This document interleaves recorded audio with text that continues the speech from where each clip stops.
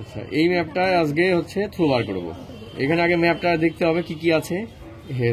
প্রথম কথা হচ্ছে ইন্ডেক্স নেই, এখানে ইন্ডেক্স নেই, তাহলে আমাদের ম্যাপ দেখে বুঝতে হবে।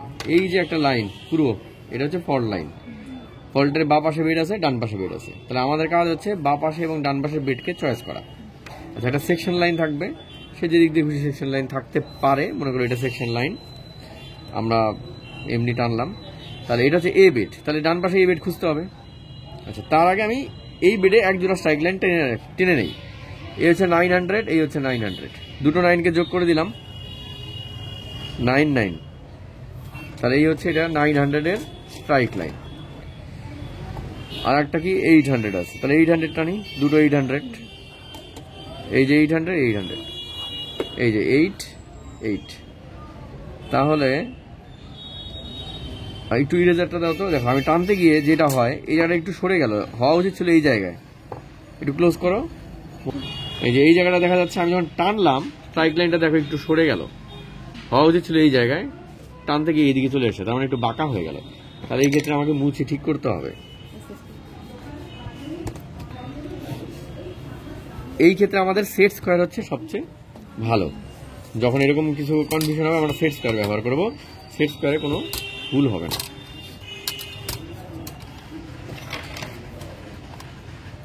তাহলে এই 800, এই 800, আর এই পাশে দেখো 1000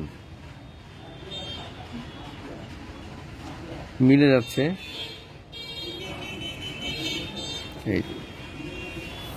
এটা হচ্ছে 800, আর এই হচ্ছে 900, দুটো স্ট্রাইক লাইন টানলাম। এবার ঘটনা হচ্ছে, একটা কালার পেন্সিল দাও। আমার দুপাশে একই বেড লাগবে, তাহলে আমরা যদি এই বেডটাকে ধরি, মনে করি এই বেডটাকে আমি চয়েস করলাম যে আমি এই বেডটাকে তার হিসেবে আমি থ্রো বার করবো। তাহলে এটা উপরের এই লাইন, তাহলে ডান পাশে উপরের লাইন কোনটা? তাহলে আমাকে দেখতে হবে ডির পরে কে আছে। দেখো ডির পরে টি, তাহলে এইটা হচ্ছে আমার কিন্তু সেম লাইন। এদিকে এটা, এদিকে এইটা, এই যে এখানে ডি, ডির পরে টি, এখানে ডি, ডি এর পরে টি, তার মানে এই লাইন আর এই লাইন সেম। তাহলে এই দুটো লাইনের মধ্যে স্ট্রাইক লাইন টাচ করাতে হবে। তা সেটা কি টাচ করেছে? করলো না, একটুর জন্য করলো না। দেখো এই এখানে টাচ করেছে, কিন্তু এটা ভেতরের লাইন টাচ করেছে। এই যে এর সাথে টি, এর সাথে টি, আমরা এটাকে চয়েস করিনি, ঠিক আছে? তাহলে আমার লাগবে এইখানে। এবার এখানে যদি আমি করতে চাই, এখানে আমার হয় না, দুপাশে টাচ করবে এমন স্ট্রাইক লাইন দরকার। তাহলে এবার এদিকে যাই,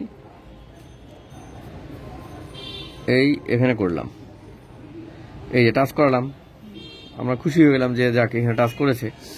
তাহলে এটা হচ্ছে কত? 1000। কিন্তু এই 1000 বরাবর যদি যাই, দেখো এটা তো ফল্ট লাইনের বা পাশে কিন্তু টাচ করলো না। আমাকে তো এই নীল বেডে টাচ করতে হবে, কারণ ফল্টের ডান পাশে বা পাশে সেম বেড থাকতে হবে। তাহলে বা পাশের যে বেডটা, সেই বেডে যদি আমরা ধরি, ডান পাশের বেডের সঙ্গে কোনো স্ট্রাইক লাইন টাচ করেনি। 900 বরাবর যাই, ফল্টের আগেই শেষ। 800 বরাবর গেলাম, উপরের বেডে টাচ করলো, এখানে এসে নিচের বেডে টাচ করলো। তাহলে উপর নিচে টাচ করলে হবে না, সেম বেডিং লাইন দরকার। তাহলে আমার নীলটা দরকার, ঠিক আছে? তো সেম বেডিং লাইন করতে গেলে এই ক্ষেত্রে আমাকে ওই সেকেন্ড ল ইউজ করতে হবে, যেটা এর আগের দিন আমি করলাম। তাহলে এটা যদি 900 হয়, এটা যদি 800 হয়, এটা কত হওয়া উচিত? 700 হওয়া উচিত। মানে 900, 800, 700 হওয়া উচিত, কিন্তু আছে কত? 1000। ডিফারেন্স কত? 300। এই যে এটা এক জোড়া, আমি আচ্ছা এর হিসাবটাকে বুঝে নেই। বা পাশের সেম বেডিং লাইন, মানে এই যে এই বেডিং লাইনটার উপরে এক জোড়া স্ট্রাইক লাইন টানলাম। ডান পাশে সেম বেডিং লাইন খুঁজে বার করতে হবে। তাহলে সেম বেডিং লাইন এটা, এটা সেম বেডিং লাইন, এখানে যে কোনো একটা স্ট্রাইক লাইন টানবো আমার ইচ্ছে মতো। আমি 1000 টানতে পারি, আমি 900 টানতে পারি, আমি 1000টা টানলাম। এবার কি করব? বা পাশে এক জোড়া টেনেছি, এক জোড়া ডিরেকশন কোন দিকে আছে? এদিক থেকে এদিকে। তাহলে এটা যদি 900 হয়, এটা 800 হয়, তারপরটা 700 হওয়া উচিত, কিন্তু আছে কত? 1000। ডিফারেন্স কত? 300। তাহলে থ্রো হচ্ছে 300। এবার কোনটা আপ কোনটা ডাউন কিভাবে বুঝবো? তাহলে 900, 800, 700 হওয়া উচিত 700, হয়ে আছে 1000, তার মানে কি এটা বেশি আছে। তাহলে এই পাশে হচ্ছে আপ, ফল্টের এই পাশে হচ্ছে আপ, আর এই পাশে ডাউন। ক্লিয়ার? এবার যদি তোমরা বলো যে স্যার এখানে 1000 টানলে এবার 900 টেনে দেখি তো হয় কিনা। ঠিক আছে, শেষ করে দিয়ে যাই। এই দেখো 900 যে টানি একটা, এই যে 9 এটা 900, তাও একটা ডিভাইডার দাও, ডিভাইডার দিলে সুবিধা হয় আমাদের। 900, 800, এই যে এটা 9, এটা 8, এটা হওয়া উচিত কত 7, এটা হওয়া উচিত কত 6, হয়ে আছে কত 900, পার্থক্য 300। ক্লিয়ার? আমি যেটাতেই টানি আমার ইচ্ছা মিলবেই।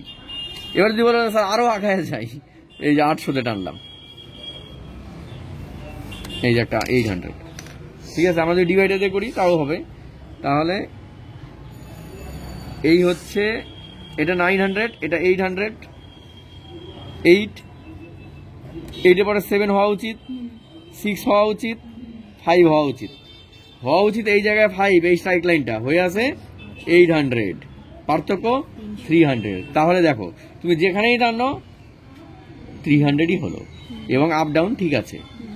এখানে হওয়া উচিত 500, হয়ে আছে 800, তাহলে যেটা হওয়া উচিত তার থেকে বেশি আছে, সেই জন্য এই পাশে আপ হয়েছে, এই পুরোটা আপ, আর এই পাশে ডাউন। ঠিক আছে, এবার শুধু এই বেডে না, তুমি চাইলে যে কোনো অন্য বেডেও করতে পারো, অন্য বেডেও একই আসবে আর কি, থ্রো একই আসবে। ঠিক আছে, তাহলে স্ট্রাইক লাইন দিয়ে সরাসরি যদি ফল্টের ডানে বায়ে না মেলে, তাহলে বা পাশে এক জোড়া অথবা ডান পাশে এক জোড়া স্ট্রাইক লাইন টানতে হবে। ঠিক আছে, টেনে আমাকে হিসেবটা করতে হবে।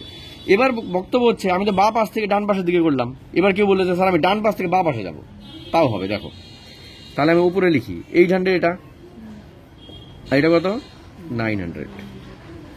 ঠিক আছে, তাহলে এবার আমি কি করলাম, ডান পাশে এক জোড়া টানলাম, তাহলে 8, 9, তারপরে কত হওয়া উচিত, এই যে 8, 9, 10, 11, 1200 হওয়া উচিত, আছে কত 900, ডিফারেন্স কত 300। তাহলে এখানে হওয়া উচিত 1200, হয়ে আছে 900, কম আছে, সেই জন্য ডাউন, এই আপ। তাহলে তুমি বাঁ দিক থেকে ডান দিকে যাও আর ডান দিক থেকে বাঁ দিকে আসো, একই থ্রো আসবে, মানে সারা ম্যাপে একই থ্রো থাকবে এই ফল্ট বরাবর। ঠিক আছে।